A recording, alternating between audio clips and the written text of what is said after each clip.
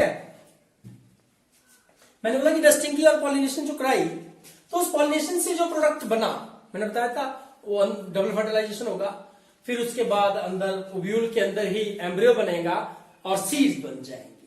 अगली बार जब हम खेतों में उन सीड्स को लगाएंगे तो जो जनरेशन लगेगी वो कौन सी हुई? वो मेंडल ने देखा कि सारे के सारे टॉल प्लांट थे और वो जो जनरेशन थी वो F1 जनरेशन थी, फिलियल जनरेशन नंबर 1 थी। यहां मेंडल ने सोचा था, मेंडल ने यहां सोचा था कि ऐसा क्यों हो गया, ये ड्वार्फ कहां चले गए। मेंडल को थोड़े से समय के लिए लगा था, कुछ समय के लिए लगा था कि होता ही ऐसा होगा। जब पहली बार देखा तो मेंडल को ये लगा, उन्होंने ये देखा, मेंडल को लगा कि out of the 2 traits 1 trait will disappear from the generations। उन्होंने देखा और उनको लगा कि भैया एक जो ट्रेट है वो 2 में से एक ट्रेट जो गायब हो जाती है। कोई बात नहीं, मेंडल ने क्या किया, ये वर्ड बहुत इंपॉर्टेंट है जो मैं अब कर रहा हूं, आपके सामने लिख रहा हूं। He make the F1 plants to self pollinate। Self pollination का मतलब है इन्होंने खेत में इन्हीं के बीज लगाए और उनको आपस में ही पॉलिनेट कराया। कोई भी पॉलन ग्रेन बाहर से नहीं आया, क्यों? नहीं तो मिक्सिंग ऑफ कैरेक्टर हो सकती थी, मेंडल को ऑब्जर्वेशन क्लियर नहीं होनी थी। सेल्फ पॉलिनेशन जब किया बेटा, आप ध्यान से देखिए, तो अगली जो जनरेशन आई, मेंडल दोबारा से हैरान थे और क्या देखा मेंडल ने कि वहां पे जो प्लांट्स बने वे टॉल और ड्वार्फ बने। They are tall and dwarf. Okay, and this generation is called F2 generation. This generation is called F2 generation. Is it clear? And F2 generation means filial generation number 2. 2 किसके लिए? ये जो parents हैं इनके लिए। और Mendel ने हर बार number calculate किए। मैंने बोला था कि लगभग 10,000 प्लांट लेते थे वो, तो यहां पे लगभग जो मैक्सिमम पौधे थे उनमें टॉल इफेक्टर आए, डोमिनेट ही ट्रेट आई। आप इस चीज को देखिए, डोमिनेट ही ट्रेट आई, और यहां पे टॉल एंड ड्वार्फ जब वो कैलकुलेट करते थे तो ऑलमोस्ट जो रेशियो आती थी, वो नोट करने वाली बात है, वो लगभग 3:1 आती थी बेटा।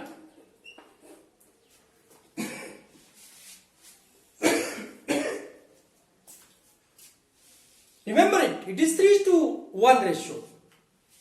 अभी तक मैं फिनोटिपिकली बोल रहा हूं, अभी तक मैं बाहर मतलब आउट जो एक्सटर्नल फैक्टर उनकी स्टडी बोल रहा हूं, जो अभी मैंने आपको टर्मिनोलॉजी कराई नहीं है। जब टर्मिनोलॉजी कराऊंगा उसके बाद ब्रीडिंग एक्सपेरिमेंट कराऊंगा। ये हो गया। फिर मेंडल ने क्या किया कि ये जो टॉल और डॉर्फ प्लांट है, कौन से? F2 जनरेशन की, इनको भी आपस में, ड्वार्फ को ड्वार्फ में और टॉल को टॉल में सेल्फ पॉलिनेशन कराई बेटा, और उनसे जो आगे जनरेशन आई वो F3 जनरेशन थी। और F3 जनरेशन के जो रिजल्ट्स थे वो भी वेरीफाई कर रहे थे कि जो ट्रेड्स थी वो 3:1 की रेशियो में आ रही थी। इस तरह से मेंडल ने F1 फिर F2 और F3 जनरेशन तक कार्य किया, और हर एक ट्रेड के साथ। मैंने तो आपको एक कैरेक्टर का दिया अभी तक example, stem height. He worked with the rest of the 6 traits also. So all the 7 traits he does the work like this.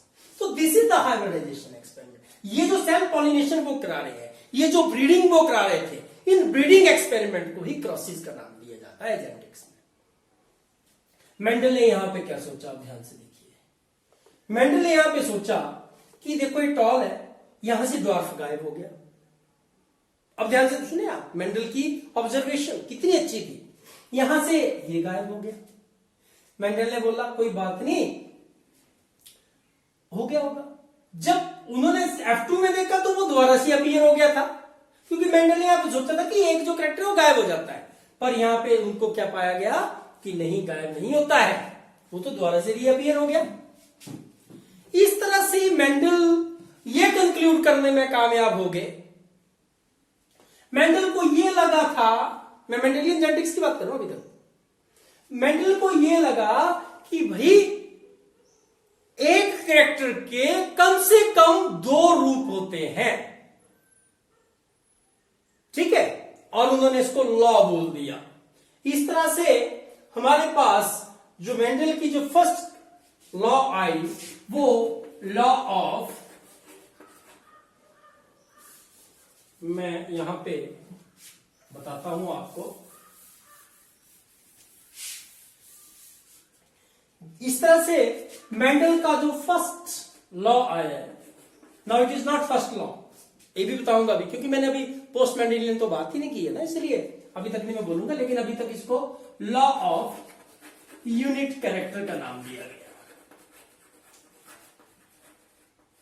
Law वो चीज होती है जो यूनिवर्सली एक्सेप्टेड होती है, आप इस चीज को नोट करें। Now it is not a law, पर उस समय इसको लॉ ऑफ यूनिट कैरेक्टर का नाम दिया गया। फिर मेंडल ने दूसरा क्या बोला कि देखिए कुछ ना कुछ तो ऐसा है जो कैरेक्टर्स को कंट्रोल करता है। उन्होंने कहा there is something which control the characters and that something he called it as factor. इसलिए मेंडल ने बोला कि factor will control the characters, traits are also characters ना, एक ही कैरेक्टर के 2 रूप है। उन्होंने बोला कि ये जो फैक्टर होता है ये कैरेक्टर को कंट्रोल करता है, और वो कभी गायब नहीं होता, वो कभी गायब नहीं होता। वो क्योंकि यहां मेंडल को अब लग रहा था, मेंडल को पूरा अभी ये नहीं था, लेकिन मेंडल की देखो सिर्फ ऑब्जर्वेशन ही वो लॉज में लाते गए। तो पहला लॉ ऑफ यूनिट कैरेक्टर आ गया। दूसरा उन्होंने क्या बोला, उन्होंने बोला कि जो टॉल वाली ट्रेट है इसको कोई फैक्टर जो है वो कंट्रोल करता है टी, और जो ड्वार्फ वाली है वो करता है स्मॉल टी। मैं आपको बता दूं कि अभी तक जीन की स्ट्रक्चर तो हुई नहीं थी डिस्कवर, वो सिर्फ सोच रहे थे और बोल रहे थे, और उनकी जो ऑब्जर्वेशन थी, मैं बार बार बोल रहा हूं, स्ट्रिक्ट थी, इसलिए वो लॉज ही बनते गए। ये तो मेंडल ने बोला कि 2 फैक्टर कंट्रोल करते हैं एक कैरेक्टर की 2 ट्रेट्स को, उनमें से एक जो है अगर दोनों प्रेजेंट होंगे बोला तो एक जो है वो अपने आप को एक्सप्रेस कर देता है और दूसरे को एक्सप्रेस नहीं करने देता है। ठीक, सो मेंडल ने ये देखा कि उन्होंने कहा कि जो 2 फैक्टर्स हैं जो कंट्रोल करते हैं, ये टॉलनेस को कंट्रोल करते हैं, ड्वार्फनेस को। पहले तो मेंडल को लगा कि इनमें से एक जो फैक्टर है वो गायब हो जाता है, वो गायब हो जाएगा, लेकिन F2 में लगा कि नहीं, वो तो दोबारा से अपीयर हो गया। इसलिए मेंडल ने कहा कि देखिए ये जो टॉल प्लांट्स थे इनमें तो ड्वार्फनेस वाला फैक्टर था नहीं, क्योंकि ये तो टॉल ही थे, ये ड्वार्फ थे, यहां पे आके टॉल हो गए। इसलिए मेंडल ने बोला कि भाई किन्हीं 2 फैक्टर में से केवल एक ही फैक्टर अपने आप को एक्सप्रेस कर पाता है, और जो फैक्टर एक्सप्रेस करता है वो डोमिनेंट फैक्टर कहलाता है, और जो एक्सप्रेस नहीं कर पाता है वो रिसेसिव फैक्टर कहलाता है, और इसे ही नाम दिया गया लॉ ऑफ डोमिनेंस का। क्या बोला गया बेटा? Law of dominance. यहीं से क्लियर हो गया लॉ, ठीक है। मैं इनकी डेफिनेशंस आपको बाद में बोलूंगा। लॉ ऑफ यूनिट कैरेक्टर बोलते ही कुछ नहीं है। लॉ ऑफ यूनिट कैरेक्टर तो ये बोलता है कि there is a pair of the unit characters or traits of a character. There are 2 traits of a character which are controlled by the pair of genes. ठीक है, pair of gene में इसलिए बोल रहा हूं, उनको हम आगे एलील बोलेंगे। मैं टर्म के बाद ये चीजें आपसे डिस्कस करूंगा। After terminology we will discuss Mendelian genetics, अभी नहीं। फिर मेंडल ने एक और चीज बोली कि देखिए अगर ये टॉल ही थे, क्योंकि मेंडल पता क्या कर रहे थे, मैं आपको बताऊं। मेंडल जो थे वो लगातार प्योर कैरेक्टर्स के प्लांट ला रहे थे। मेंडल ने देख लिया था कि जब मेंडल को ये लगा कि यार टॉल और फिर ड्वार्फ, फिर टॉल फिर ड्वार्फ द्वारा अपीयर हो रहे हैं, जब दो ट्रेड को मिलाता हूं तो एक ट्रेड गायब हो जाता है। उन्होंने बोला कि मैं लंबे समय तक करके देखूंगा। मेंडल ने क्या किया, आप यहां देखिए, मेंडल ने टॉल प्लांट को लिया, टॉल प्लांट्स के साथ क्रॉस कर दिया। उनमें से जो टॉल प्लांट बने, फिर क्या बन गया बेटा, दो प्रकार के प्लांट बने, टॉल और ड्वार्फ बनेंगे ना F2 में। फिर वो इन टॉल को द्वारा क्रॉस करते थे आपस में, सेल्फ पॉलिनेट। सेल्फ पॉलिनेशन में बार बार बोल रहा हूं। इन्होंने जब टॉल को किया, अगर लंबे समय तक टॉल क्रॉस विद टॉल करने के बाद इन्होंने पाया कि कुछ प्लांट्स ऐसे थे जो टॉल ही प्रोड्यूस कर रहे थे, और tall cross tall they produce tall. इस तरह से मेंडल ने कंफर्म कर लिया कि अब इनके अंदर जो रिसेसिव वाला जीन है वो नहीं है। मेंडल ने कैसे कंफर्म किया, टॉल क्रॉस टॉल किया, सॉरी यहां पे ड्रॉप करता हूं, टॉल क्रॉस ड्वार्फ किया, जो हम कर रहे हैं इस क्रॉस में। अगर टॉल क्रॉस ड्वार्फ किया तो यहां पे क्या आएगा बेटा, dwarf, sorry tall cross dwarf को टॉल आएंगे, फिर द्वारा F2 में टॉल और ड्वार्फ आएंगे, फिर उन्होंने टॉल को क्रॉस किया तो टॉल आए, फिर टॉल और टॉल को क्रॉस करने के बाद टॉल आए।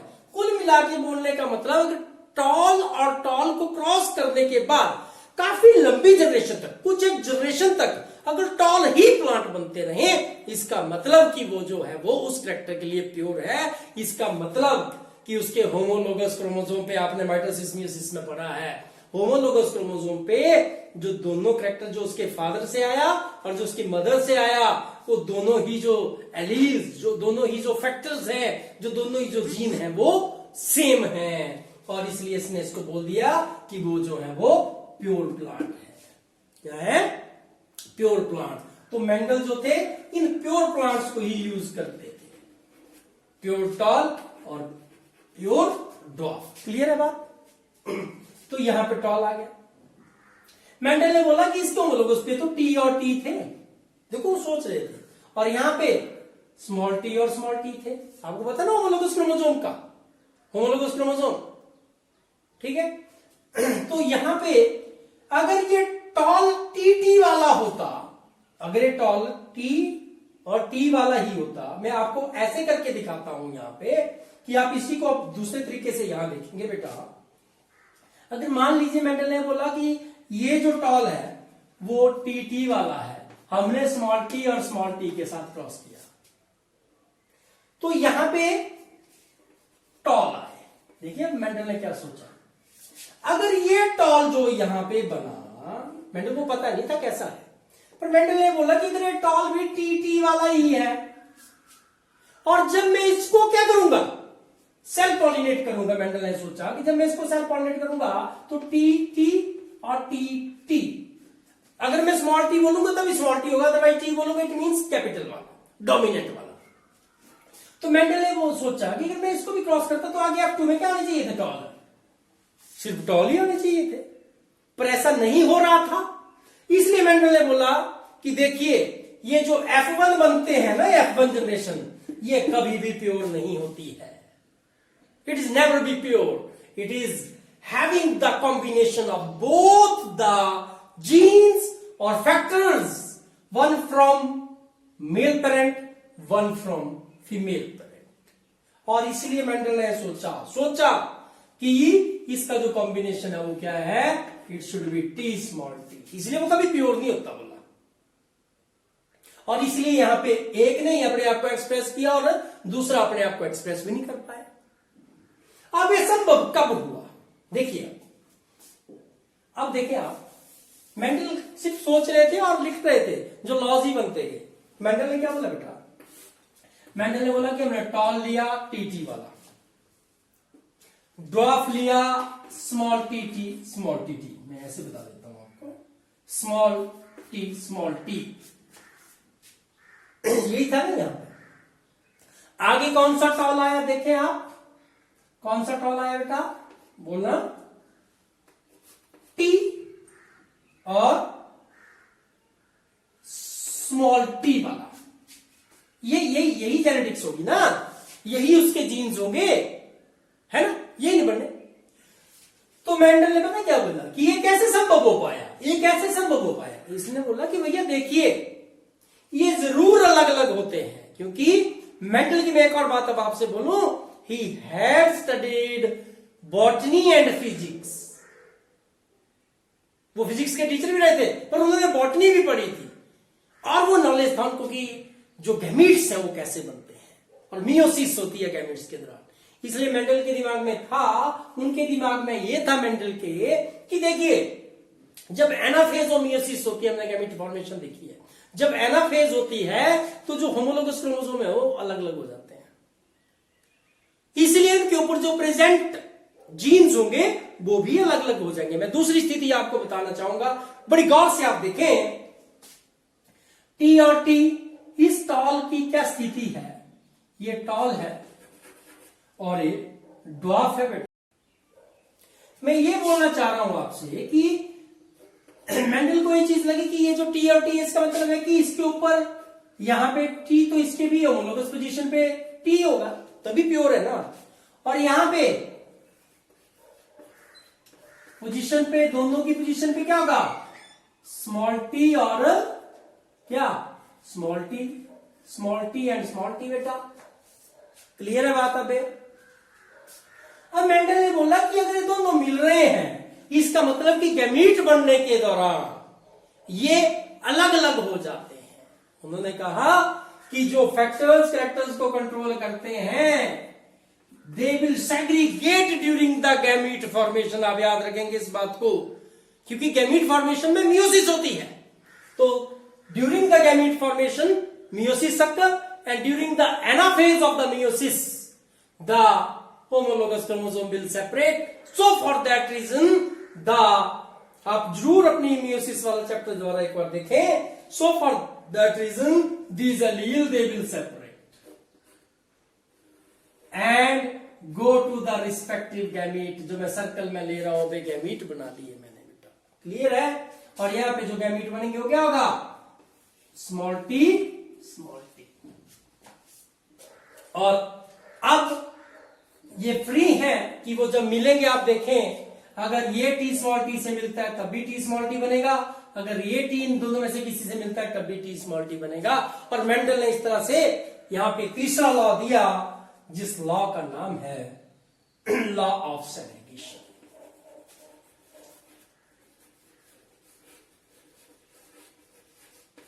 Law of segregation fourth law है, लेकिन जब मैं टर्मिनोलॉजी कराऊंगा तब आपको क्लियर कराऊंगा। तो मैं थोड़ा सा आपको बता रहा था कि मेंडल ने क्या काम किया था, मेंडल ने कैसे हाइब्रिडाइजेशन एक्सपेरिमेंट किए थे। कुछ नहीं थे हाइब्रिडाइजेशन एक्सपेरिमेंट, वे सिर्फ ब्रीडिंग एक्सपेरिमेंट थे जो खेतों में किए जा रहे थे। वो एक जनरेशन तो में पेरेंट प्लांट थे, जो सीड उनके पास पहले से थे वो पेरेंट प्लांट हो गए, उनको खेत में लगाया, जो उनमें से बीज आए, जब उनको खेतों में लगाया तो वो F1 कहलाई, जो F1 में सीड लगे वो ले लिए, जब उनको खेत में लगाया जो प्लांट बने वो F2 हुआ, ऐसे ही F2 के सीड लिए, फिर F3 के सीड्स किए। हर बार वो कैलकुलेट करते थे तो रेशियो जो थी वो ऑलमोस्ट इक्वल टू 3:1 आती थी। मैं आपको बता दूं, जैसे मेंडल ने क्रॉस स्टेम वाली की थी, स्टेम कैरेक्टर लिया था, इसकी जब क्रॉस उन्होंने देखी थी तो जो उनके पास F2 आए थे, उनकी जो नंबर था जो उन्होंने कैलकुलेट किया, it will be 787 tall, 787 tall and 277 dwarf. कितने टॉल थे, 788:277। अगर आप ऑलमोस्ट इक्वल टू, अगर आप रैशनलाइज करें, आपने मैथमेटिक्स मैट्रिक में पढ़ा है, if you rationalise this then it became 3:1। कितना बेटा, 3:1 की रेशियो। तो this is the process of hybridisation. Is it clear now? Clear है सबको? अब तीसरा जो स्टेप था सतीश चंद्र, आप इससे याद रख लेंगे, इसके साथ वो एक और बात करते थे, तो मैं यहां लिख देता हूं प्रोसेस में ही, वो टैगिंग कर देते थे। ये टैगिंग क्या चीज है, टैगिंग में वो क्या करते थे कि ये वो जैसे प्लांट होता था, जैसे एक के पॉलन ग्रेन लिए और किस पे डस्ट किए, वो लिख देते थे कि इस प्लांट वो चिट लगा देते थे वहां पे किस प्लांट के हमने जो पॉलन ग्रेन्स है वो इस प्लांट पे, उस फीमेल प्लांट पे भी चिट लगा होता था, मेल पे भी चिट लगा होता था, और किस कैरेक्टर के लिए क्रॉस की गई है वो लिखा जाता था। इसको बैगिंग और टैगिंग का प्रोसेस कहा जाता था। क्या कहते थे? Bagging and tagging. और उसके बाद वो क्या करते थे? Collection of seeds. हम अब कर चुके हैं लगभग इनके काम का, collection of seeds. Is it clear? तो थर्ड मैंने आपको बोला ही था कि वो क्या करते थे? Self pollination. अब आपको क्लियर है सेल्फ पॉलिनेशन का कंसेप्ट भी? अब आपको टोटल मेंटल वर्क का पता लग गया। और चौथा कैलकुलेशन। कैलकुलेशन का मैंने आपको एक एग्जांपल दिया, आपके पास बुक्स में पढ़ा हुआ है। The calculation they are statistical calculations are there and it is almost every time it is 3:1. ये बाद में डिस्कशन काफी डिटेल में चलेगी। तो this is the Mendel works. तो हमने देखा मेंडल ने कितना अच्छा कार्य किया, but he is the man, he died in 1884। He died in 1884 बेटा, without knowing that he has laid down the foundation of genetics. He has given the laws. Mendel को ये पता नहीं था, वो मर भी गए बेचारे, लेकिन उनको ये पता नहीं था इतने ग्रेट वर्कर की डेथ होगी 1884 में। 1884 में he died without knowing that. Then in 1990 Gauss ने भी, इससे मैंने बोला था आपको, गॉस ने भी प्लांट पे काम किया था। लेकिन उसके बाद इन 1900 में 3 scientist, it is Karl Correns. देखिए मैं आपको बता दूं, ये अलग अलग 3 साइंटिस्ट ने काम किया। Carl Correns was the first, he is the first man, इसलिए मैं कार्ल कॉरेंस लिख रहा हूं। Carl Correns, Eric von Tschermak, Carl Correns, Eric von Schemack, and Hugo de Vries. They perform experiments similar to that of the Mendel. पढ़ा था इन्होंने Mendel के बारे में। इन्होंने एक्सपेरिमेंट किए 1900 में, and in 1900 they found that what the Mendel had said that is true. That is absolutely true. And the laws, अभी तो मैंने 3 किए, 4th भी करूंगा। एक और लॉ आपके सामने आएगा 4th, और वो होगा लॉ ऑफ, अभी आपको समझ नहीं आएगा, वो बाद में कराऊंगा बेटा। Law of independent assortment. Law of independent assortment. Okay, तो Carl Correns, Hugo de Vries, and Eric von Schemack. Carl Correns was the first to rediscover the law of, ये rediscovery हो गई laws, rediscovery of Mendel laws। इन्होंने clear कर दिया कि भैया जो मेंडल ने कहा है वो बिल्कुल ठीक था। और उसके बाद फिर मेंडल को उपाधि दी गई फादर ऑफ जेनेटिक्स की। और आज मेंडल के काम से आज जो जेनेटिक्स का वर्क है वो कहां तक जा चुका आप देखते हैं। Biotechnology is the molecular biology, molecular genomics, ऐसी ब्रांचेस वो आज आ चुकी हैं। The credit goes to one and only GJ Mendel. It is GJ Mendel. अब मैं बात कर रहा था कि मेंडल ने काम किया, बाद में रिडिस्कवर हो गया, उनको क्रेडिट मिल गया।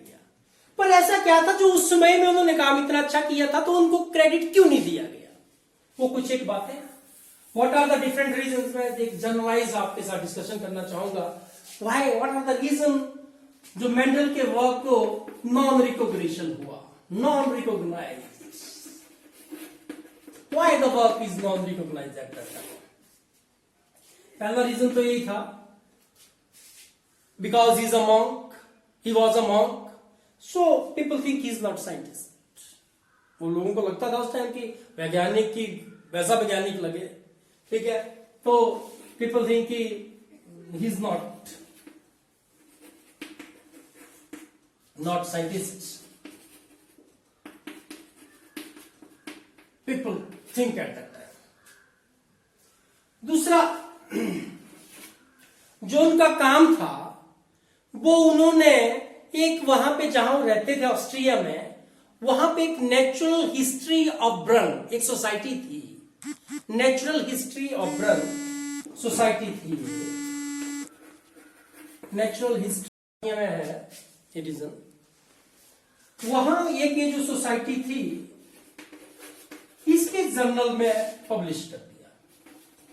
His work is published in that journal, in journal of this society. Journal होता है जो पब्लिकेशन होती है, जो बुक निकलती है, इसे जर्नल कहते हैं.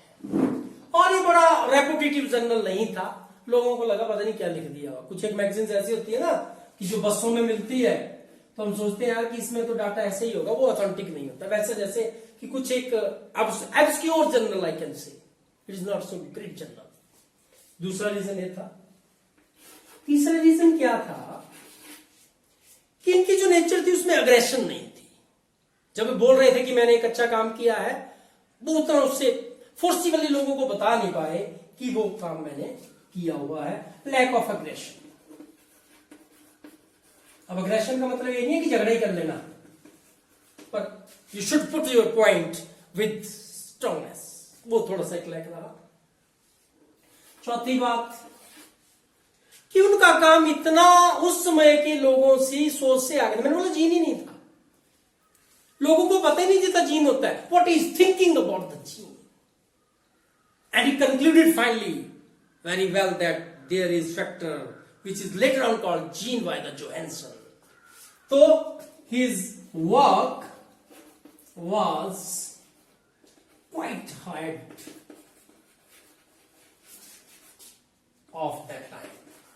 उस समय से भी काफी अगला कार्य हो चुका था, लोगों को पता नहीं था, लोग समझ ही नहीं रहे थे. एक और बहुत बड़ा रीजन था, जो कंटेम्परेरी समय था, उस समकालीन समय में ही Darwin theory of natural selection आ चुकी थी. और Darwin theory of natural selection evolution की थ्योरी है, मैं आपको बताऊं, सर्वाइवल ऑफ फिटेस्ट की थ्योरी है. जो समय के साइंटिस्ट थे उनका जो दिमाग था वो पूरी तरह से ऑक्युपाइड था बेटा. It is fully occupied by the Darwin theory. People are not thinking about other things. क्योंकि काफी समय तक, मैं बोलूं आपको, जब भी डार्विन ने दी उसके बाद 40 इयर्स तक लगातार काम किया. 40 years of the Darwin's theory is called the romantic period of that. After that agonistic period came. बताएंगे जब आपसे डिस्कस करेंगे. So Darwin's theory, the scientist's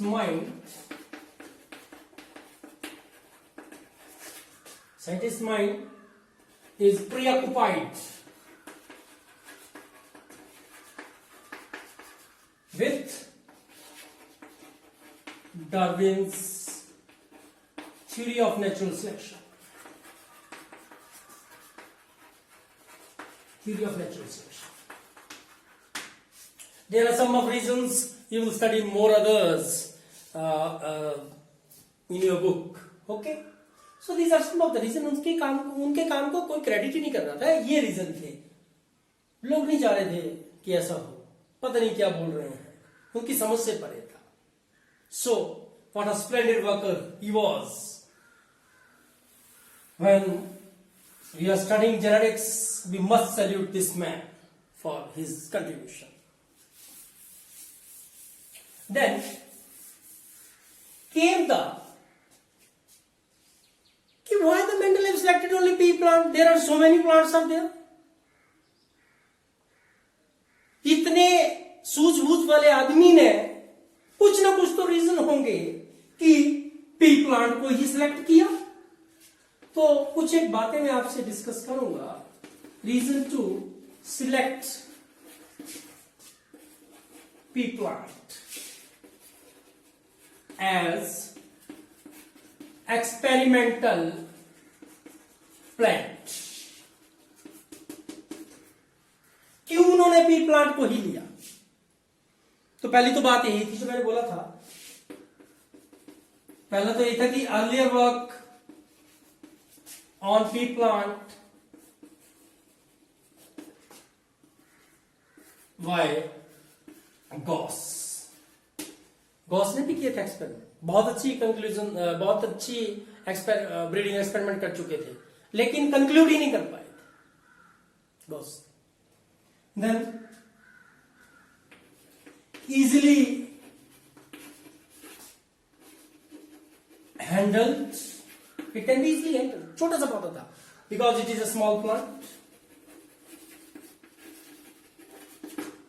छोटा पौधा होता है, आप उसको इजीली आप उसको हैंडल कर सकते हैं। बाकी जो उन्होंने देखा वो देखा कि availability of the contrasting traits,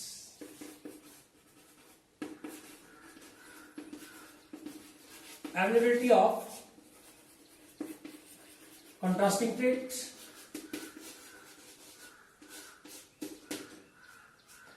और फिर एक और देखा कि दोनों इसमें थे, मेल एंड फीमेल ऑर्गन एक ही फ्लावर में, तो easily he can manage the male and female, otherwise उनको ढूंढना पड़ना था, मेल प्लांट अलग से फीमेल प्लांट अलग से। तो it is an bisexual plant with the bisexual flower, जिनको आप मोनोइशियस प्लांट भी कहते हैं। पता है ना आपको मोनोइशियस का इस का बचपन में पढ़ते हैं, ये भी एक रीजन था। अगला पॉइंट ये था कि जो नंबर ऑफ सीड थे वो मोर थे, इसलिए जो स्टैटिस्टिकल जो कैलकुलेशन थी वो अच्छे से पॉसिबल थी। number of seeds are more, ज्यादा सीड लगते थे इसलिए पॉसिबल था कि वो कैलकुलेशन स्टैटिस्टिकल कर पाए।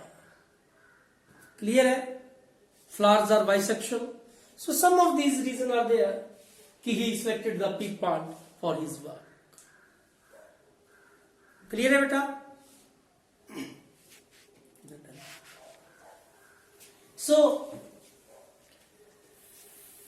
these are the some of the reasons that why the pea plant is taken as the specimen. Now the concept, हमने देखा कि मेंडल ने बहुत अच्छा काम किया, पर मैंने कहा था आपको मेंडल से पहले भी काम हुआ है। तो जेनेटिक्स में 3 एराज हैं। अगर मैं बात करूं आपसे, अगर मैं जेनेटिक्स में बात करूं तो जेनेटिक्स अब 3 प्रकार की है। एक जो है वो प्री मेंडेलियन जेनेटिक्स,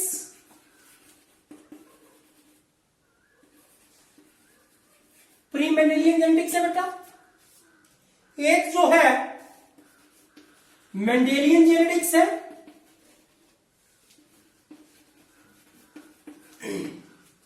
और एक जो है वो पोस्ट मेंडेलियन जेनेटिक्स है।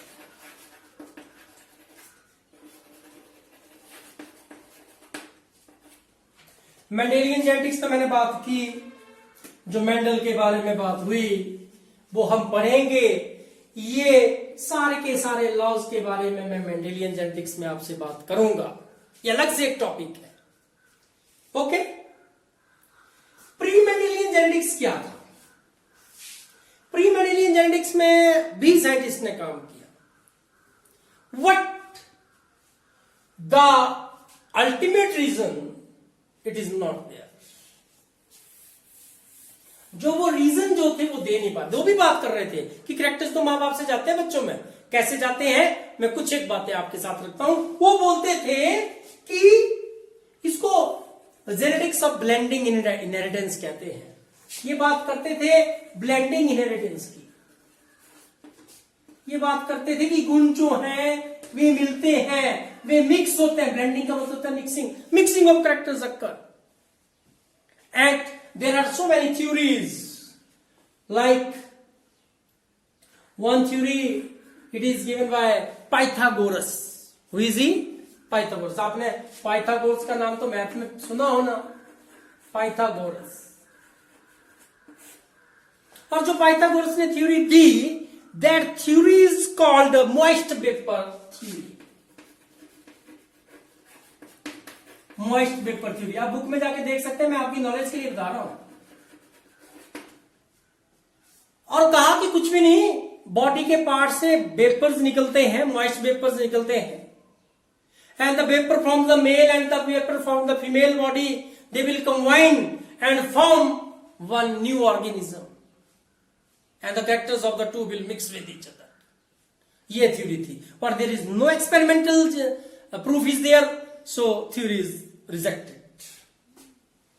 Then came one more theory, fluid theory. जो fluid theory थी वो ये बोलती थी कि जो बॉडी है उनमें एक मेल फ्लूइड, ऐसे फ्लूइड्स निकलते हैं, मेल से मेल फ्लूइड, ऐसे फीमेल फ्लूइड, और वो मिलेंगे and they will form one organism.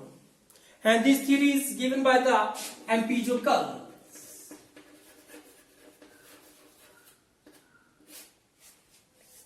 After that reproductive blood theory.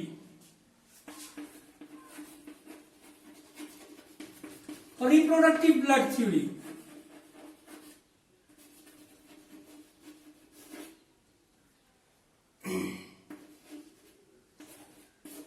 ये थ्योरी क्या बोलती थी?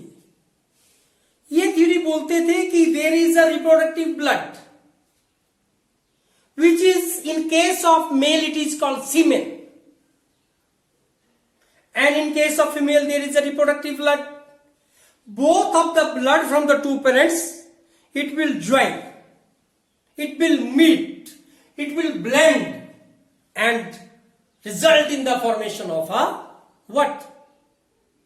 New organism. This is theory is given by Aristotle. There is no evidence, so this theory is also discarded. Then one theory is pre-formation theory. Pre-formation theory ये कुछ नहीं. ये theories क्या बोलती थी? ये थ्योरी बोलती थी कि भाई कुछ नहीं है, जो ऑर्गेनिज्म है वो पहले से ही बने होते हैं, छोटे छोटे मिनिएचर्स होते हैं हर एक ऑर्गन के, और वे जाते हैं और वो मिल जाते हैं और ऑर्गेनिज्म जो है वो नया ऑर्गेनिज्म जो है वो बन जाता है. इस तरह की थ्योरीज माल्फीसी के साथ साथ और भी साइंटिस्ट थे जिन्होंने दी. Then there is theory of pangenesis. ये आप इवोल्यूशन में भी पढ़ेंगे.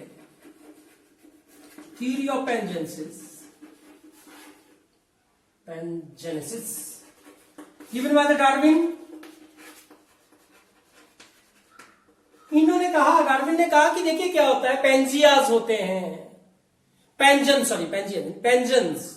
एक सीड की तरह, प्रोपिक्यूल की तरह होते हैं. वे किसी और प्लेनेट से, किसी और पार्ट से आते हैं अर्थ के, और दे will form the life on this, है ना, और द कैरेक्टर्स जो है वो ऑर्गेनिज्म में आ जाते हैं. पेंजेंसिस की थ्योरी दी गई और इनको गैम्यूल्स बोला गया, प्रोपेग्यूल्स बोला गया. इन्होंने बोला कि जो बॉडी के cell, sorry not from other planet, पर बॉडी के हर एक पार्ट से छोटे छोटे गैम्यूल्स आते हैं, प्रोपेग्यूल्स आते हैं. Every part of the body will form the gemmules और propagules and they will form the new organism. But there is no evidence, experimental evidence, for that reason this theory they have discarded. Mendelian genetics हमने पढ़ा. उसके बाद post Mendelian genetics की आपसे थोड़ी सी बात करूंगा. बेटा मेंडल ने कहा कि केवल 2 ही एलील होते हैं. उनको यही पता था एक जीन के 2 ही रूप होते हैं जिन्हें हम एलील कहते हैं. यूनिट कैरेक्टर बोला और यूनिट जीन्स बोला. पर बाद में अब ये डिस्कवरी हो चुकी है और उन्होंने बोला कि डोमिनेंस और रिसेसिवनेस ही होती है. लेकिन nowadays we know that there is incomplete dominance is there. Incomplete dominance, codominance. ऐसा जरूरी नहीं है कि एक जीन पूरी तरह से दूसरे जीन पे हावी हो जाए, डोमिनेंट हो जाए. वो पार्शियली डोमिनेंट भी होता है. ऐसा जरूरी नहीं है कि एक जो एलील है, एक जो जीन है वो दूसरे जीन के ऊपर बिल्कुल ही डोमिनेंट हो जाए. वो उसके साथ मिलके भी काम कर सकता है, कोडोमिनेंस हो सकती है. और ये भी ये जरूरी नहीं है कि केवल 2 ही एलील्स हो. Now it is well discovered that there are more than 2 alleles, multiple alleles हम पढ़ेंगे, ब्लड ग्रुपिंग की बात हमने +1 में भी की थी, multiple alleles will be there. Then epistasis की बात आपसे करूंगा,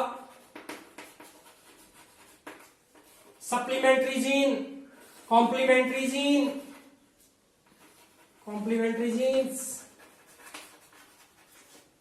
supplementary gene, pleiotropic gene,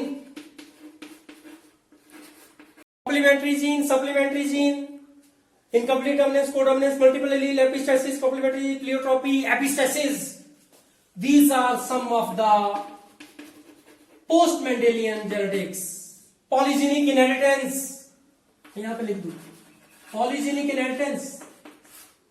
Mendel ने कहा था कि केवल एक ही जीन करता है कैरेक्टर को कंट्रोल, पर एक से ज्यादा जीन भी एक कैरेक्टर को कंट्रोल करते हैं, एक से ज्यादा जीन भी एक कैरेक्टर को कंट्रोल करते हैं। तो इस तरह से there are 3 approaches for the genetics, pre Mendelian genetics, Mendelian genetics हम डिटेल में पढ़ेंगे, and post Mendelian genetics. These are the 3 approaches for the genetics. With this, the introduction to the genetics and Mendelism, it is complete now. Thank you. सबको नमस्कार।